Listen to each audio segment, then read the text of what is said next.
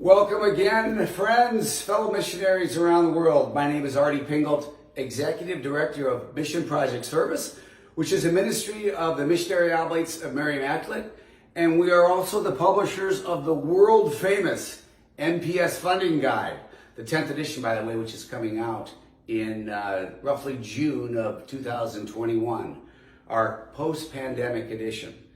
Here today, however, with tip of the week, for all of you grant writers out there.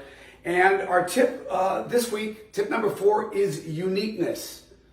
What does that mean? Well, this is why your project is one that should be funded. And there are several factors that you can look at. I'll identify just a few, and I'm sure you can think of your own. But again, we want to give the sense to the foundation that what you're doing, you, your congregation, and this project are uniquely valuable. For example, you may point out that we're the only missionaries in this part of this particular country or this particular area in the country. You might point out, for example, as the Oblates have in submitting grant proposals for their radio stations, that they have a particular history of radio in their congregation, that they have the experience, the unique experience of establishing radio stations all around the world.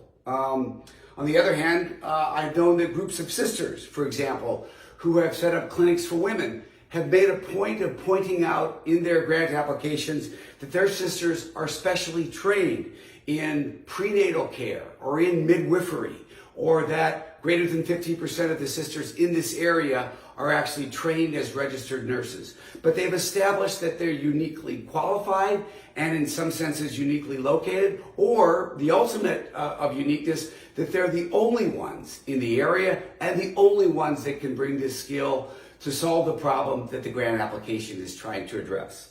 So tip number 4, focus where you can on the uniqueness of what you provide and the uniqueness of the project that you propose these foundations grant.